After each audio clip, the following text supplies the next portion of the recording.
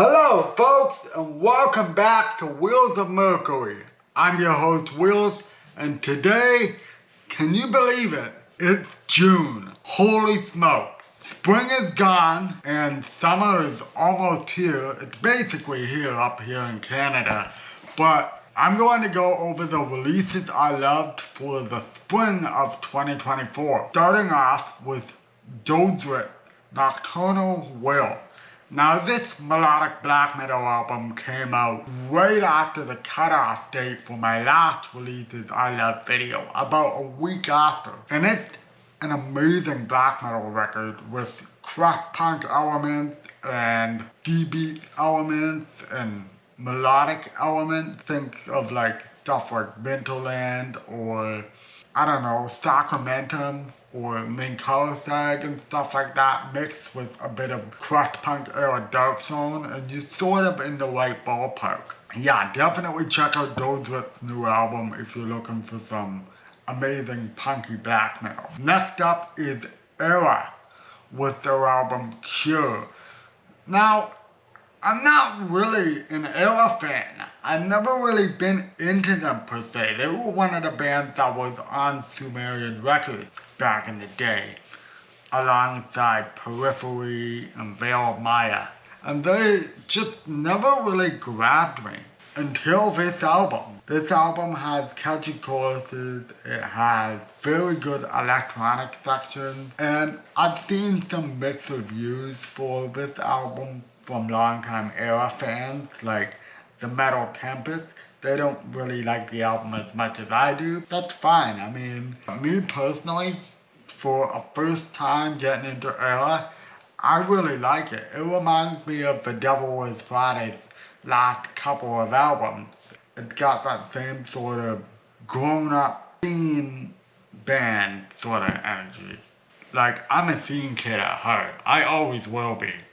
So, it's sort of like a maturation of that sort of electronica style that was very prevalent in the early 2010s. Next up is another metalcore album, but a lot heavier this time, Boundaries with Death is Little More.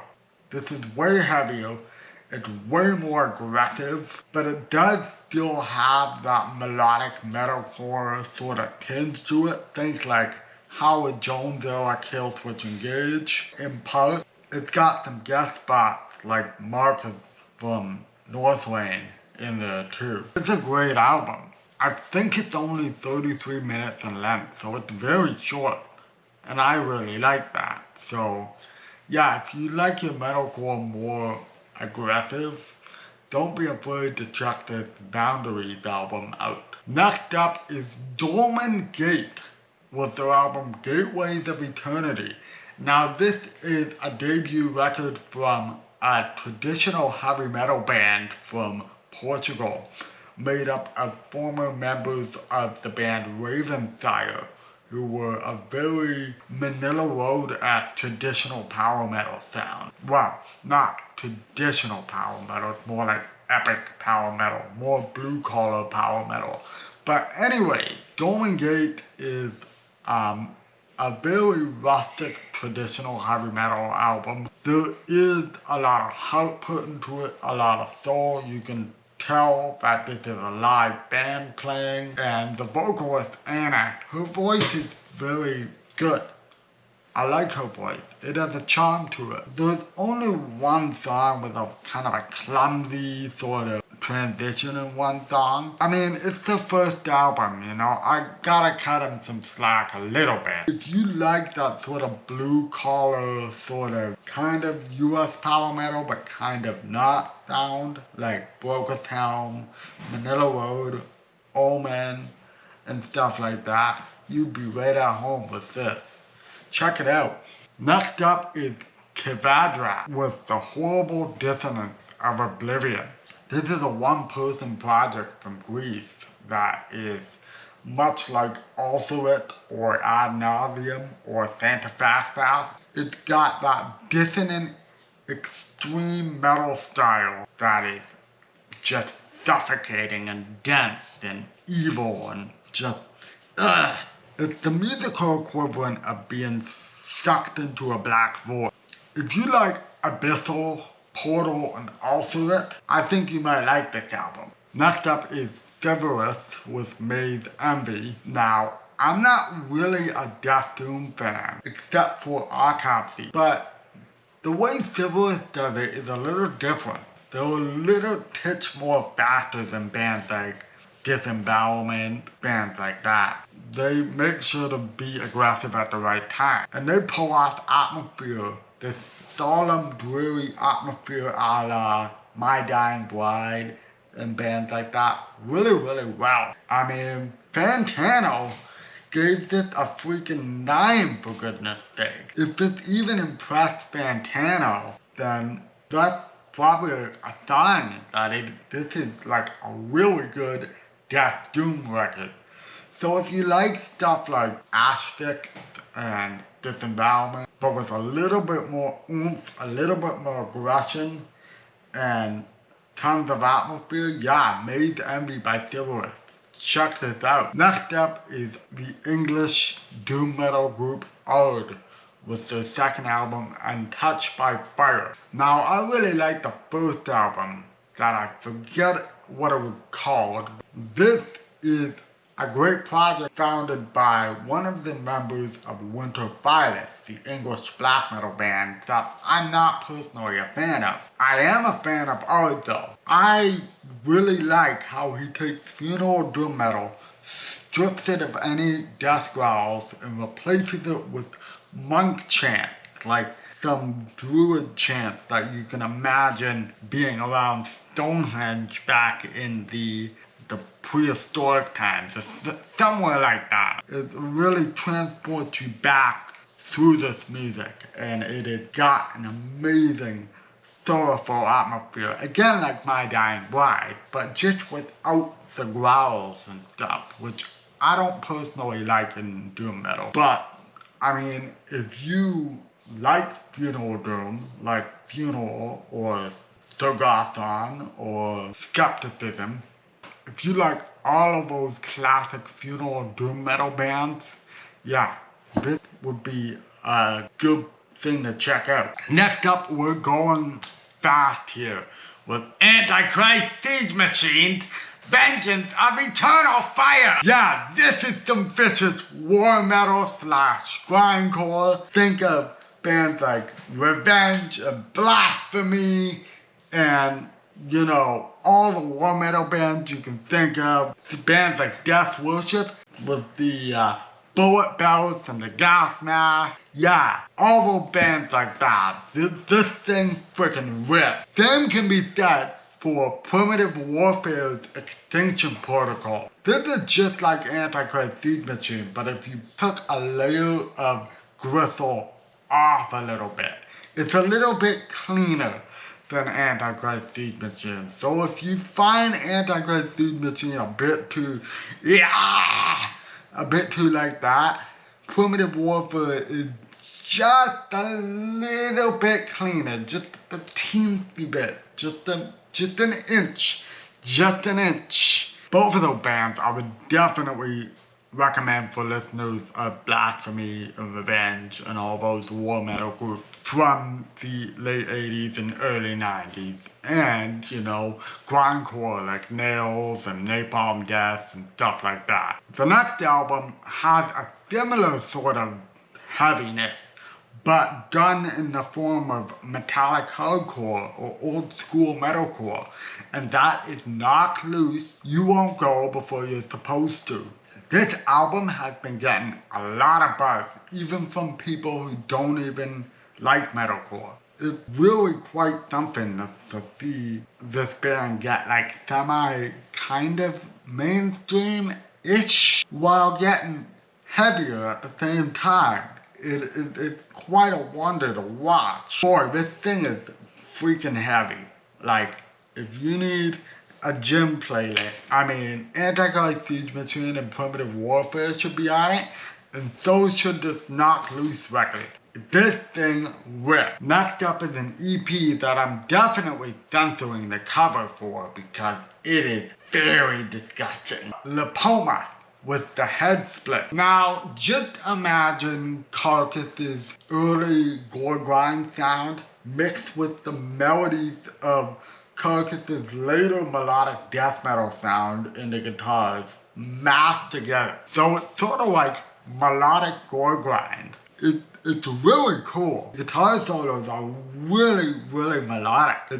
It's a really cool contrast. I know this band that I'm going to compare them to isn't a gore grind band, but it almost reminds me of the Japanese death metal band Intestine Ballism, in that they both like contrast the brutal riffing with the melodic solos, and they mush it together in such a satisfying package. It is so good. So if you'd like something a little different with gore grind, check out this Lipoma EP. It's awesome. Next up is Vulture with their album Sentinels. This band's from Germany, and they play a specific style of speed and thrash metal dialed into the years 1983 to 85. Think old Slayer, Celtic Brass, you know, like old like Exodus and stuff like that. It just dialed into that sort of specific era of thrash, and I love it. I love how 80s this thing sounds. It's like it popped out of a time machine in 2024 and said, here I am! If you love your 80s thrash metal, you can't go wrong with this. This is fun. Next up is another EP of the year contender for me, with the Mexican band Phantom, also known as Phantom GDL for Guadalajara, on streaming with their EP Transylvanian Nightmare. So this is an 18-minute EP that reminds me of early Sodom and early Destruction. So it's kind of blackened sort of thrash, but not in the way that you might think it's blackened. It's kind of more like early Venom or Celtic Frost or early Bathory sort of style, but it's more on the thrash side than the blackened side. The blackened side is only a little bit of a spice, a little bit of a flavor. So if you like your early thrash metal bands that inspired black metal, then check out the Transylvanian Nightmare EP. It's awesome. Next up is Greyhawk with their album Thunderheart. Now Greyhawk is a Seattle-based traditional heavy metal band, and this Thunderheart album is a very good album. All the songs are very well composed. This is also their last album with singer Red Taylor, as he left the band very recently to focus on a career in opera. But they just got a new singer. I forget his name right now. I'm gonna put it down below me. But he does sound very promising, and it's going to be very interesting to see where the band goes from here. But Red Taylor did a great job for his final album with Greyhawk. So if you like traditional heavy metal like Visigoth, give this a shot.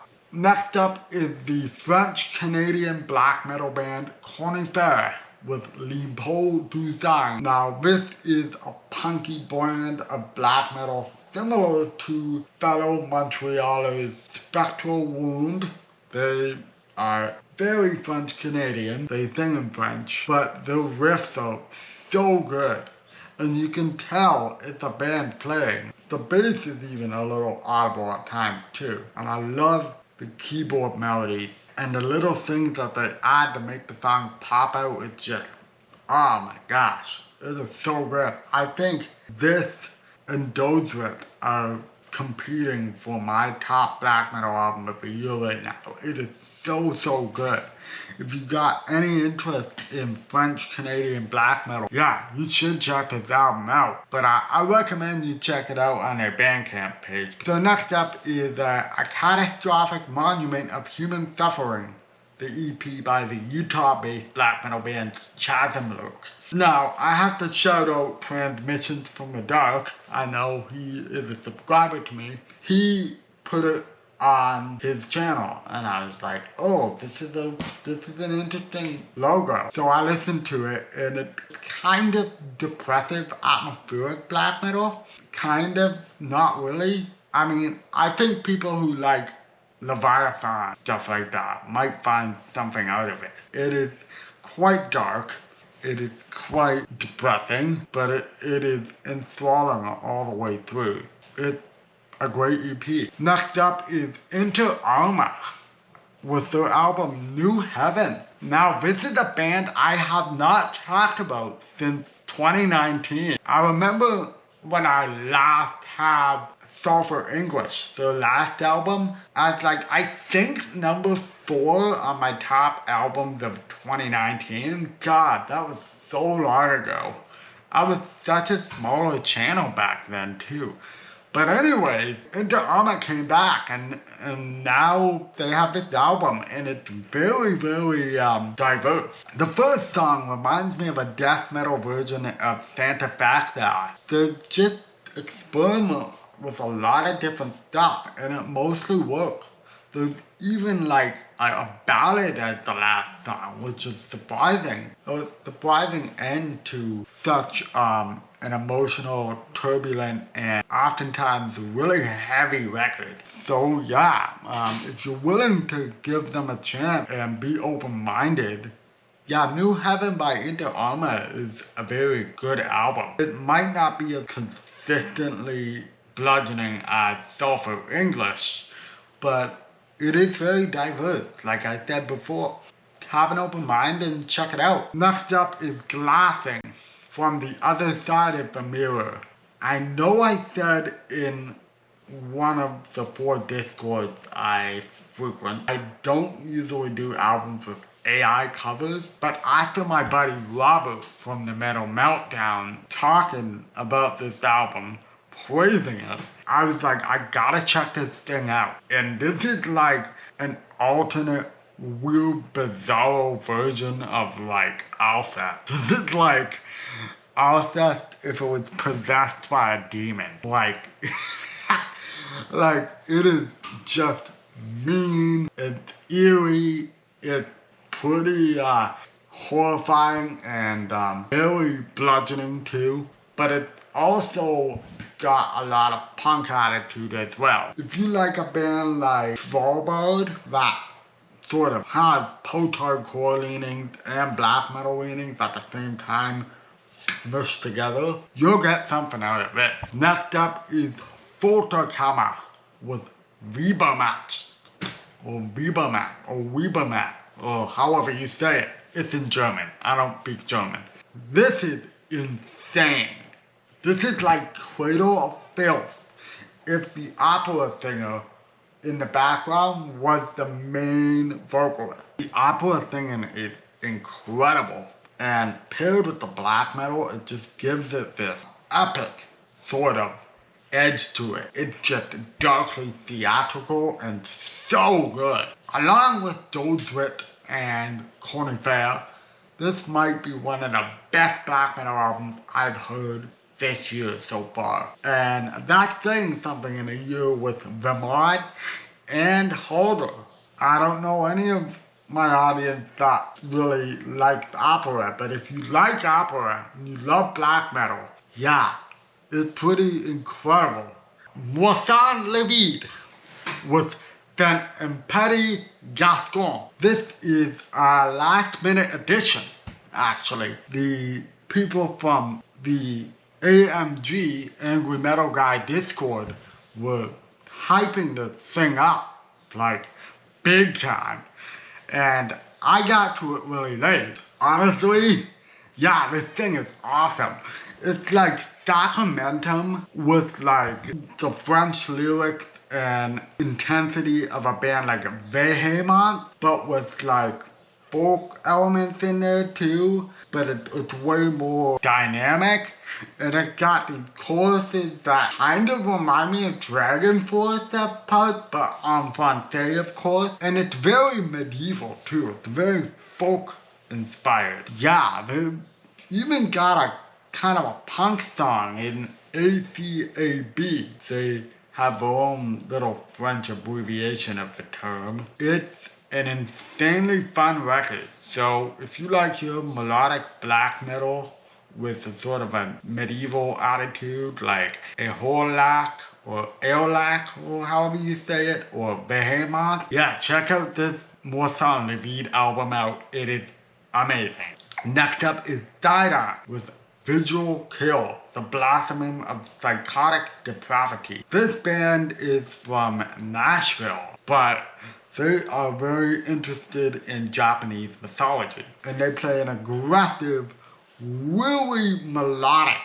style of black metal that reminds me a bit of a brighter version of Spectral Wound. So yeah, it's got a very bright sound, and it's very melodic. If you're just getting into black metal with like stuff like Death Heaven, and you want something with a little more bite, a little more aggression to it, yeah, Visual Kill is the next step up. It's got some riffs that remind me of Slayer at point. It's an awesome record, and I like the fact that it ends on a little Midwest emo ditty. Kind of like stuff like American football. Next up is Vreedhammer with God Slayer. Now this is basically a Norwegian version of Orbit Culture. That's all I really need to say on that. This project also includes Dominator, formerly of Dark Funeral, on drum. And this guy, if you ever watch drum cams of this guy, he is nuts.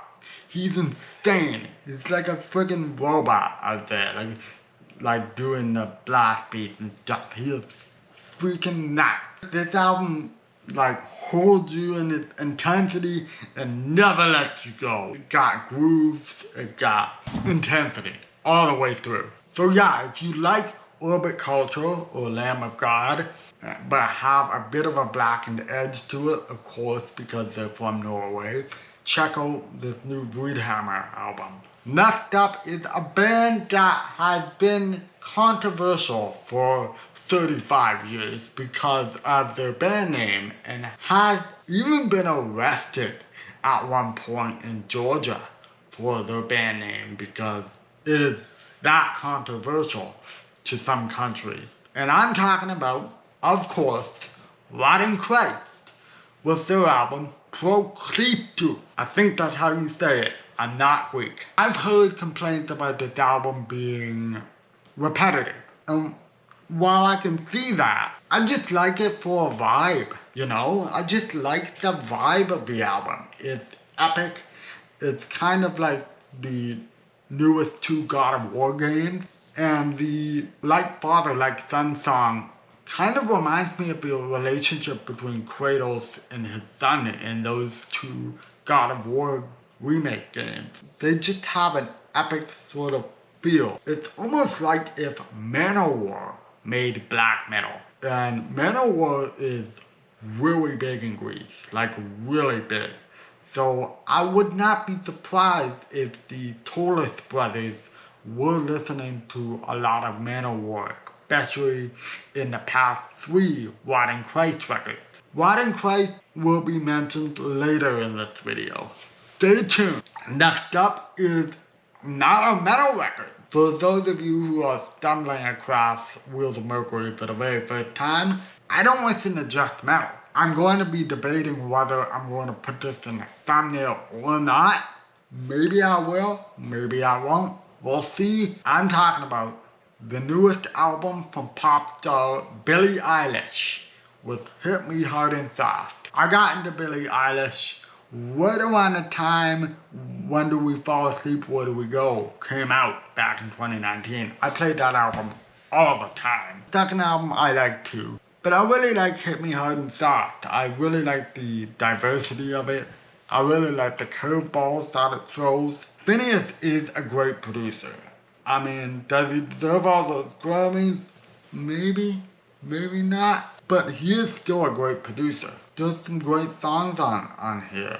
The only misstep, I would say, is the song Birds of a Feather. I can't help but sing, "Can't fall in love, can't fall in love," by Leona Lewis. It sounds like that Leona Lewis song, and I cannot shake it. The final album, before I get to the Growers and Outliers section, that I'm gonna point out, was released on the very last day of May, and that is the Icelandic via German band Árstíðar Lífsins, translated in English to The Season of Life, with their album Orderlock.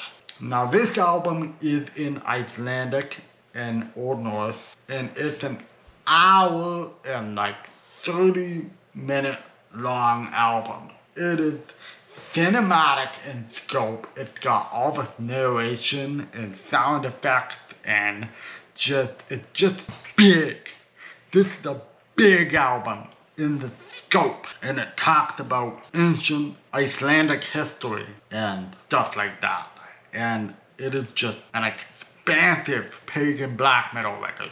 So if you like your big, wide concept album, and you like chants like in Batushka's first record, or the progressiveness of stuff like Enslaved, and the fact that it too, like Enslaved, has an interest in pre-Christian Europe and like Icelandic history from millennia ago. This Árstíðar Lífsins album is quite an experience. Now, on to the Growers and Outliers section. Sovereign, with their album Altered Realities. This Norwegian death thrash band immediately right away reminds me of progressive era death, like Chuck Schuldiner. It reminds me also a little bit of like Vector and Autonosis, the black and thrash band from Toronto. This is a great record. Next up is Convulsor with Perduran, and this was the record that I hinted before. I hinted that this album has given Job for Cowboys, Moon Healer, and Kebab Rat album that I talked about earlier a run for its money. This is incredible. It's all done by one guy too. If you like Kebab Rat and Convulsing, also it, Gorgut, Ad Nauseam, check out this album. Next up is Savage Oath with their album Divine Battle. Savage Oath is a new band featuring members of Eternal Champion, Visigoth, I think Sumerland, I'm not entirely sure. It's a good US power metal style, traditional heavy metal style metal album. And Brendan Rodigan's a great singer, and I'm glad he's with Sumerland, and I'm glad he's with Savage Oath too. Next up is Chapel of Disease with Echoes of Light. Did you ever wanna imagine what if Mark Knopfler wasn't a death metal band playing the guitar solos? Here's your answer. Enjoy! Next up is Contact with Full Contact. Contact with a K. So these guys are from Calgary, and they sort of do this kind of Voivod, kind of Manila Road, alien-themed, traditional heavy metal with some vocals like this. And it's pretty unique. I really like it. I've seen people be like, ugh, those vocals. But I think it has a charm to it. Your mileage may vary because of the vocals, but I think it has a charm to it. The same thing with Asurus, with the Caligula Serenade. Now this is the heavy metal side project of Daniel Corchado's band, The Chasm, who are a death metal band. But this is in the same sort of vein as like weird, thrashy, off-kilter, heavy metal sort of stuff. It's hard to explain unless you listen to it. It's kind of Voivod-esque, but like not really. Or like Nevermore, kind of, but like not really. Like you need to hear it to actually understand what it sounds like, because I can't really compare it too much to one band. Now we're going back to Rotting Christ with Triarchy of the Lost Lovers, their all-time best album, in my honest opinion. I went on a Rotting Christ discography binge before Por Cristo came out, and Triarchy of the Lost Lovers is still their magnum opus in my opinion. They have a simple sound, and they did two modes on this album. The slow sort of melodic kind of Iron Maiden sort of harmonies, and then the fast songs are melodic, but it got a very simple, blast beat pattern to it. But they do it so well. King of a Stellar War is an anthem. I love that guitar part that goes.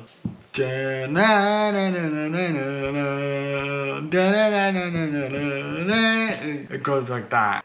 Deceased with As the Weird Travel On. I fully believe Deceased is one of death metal's best kept secrets. They have a style all their own that sort of reminds me of Obituary, Ares Kingdom. It's kind of like if Ares Kingdom and Merciful Fate combined into one band, or Obituary and Merciful Fate combined into one band, or Iron Maiden, Seventh Son of a Seventh Son combined into one band with Obituary, or something like that. King Fowley has a really unique voice that is really much like a death metal storyteller of like horror films and horror literature and stuff like that. As the Weird Travel On is a great record, and if you're into death metal or traditional heavy metal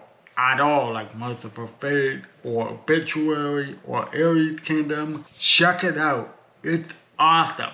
So that concludes the releases I loved for the spring of 2024. Drop a comment down below, let me know which albums you liked in the spring of 2024 from like roughly March to May of 2024. Don't forget to hit the like button and hit the bell and notification to subscribe.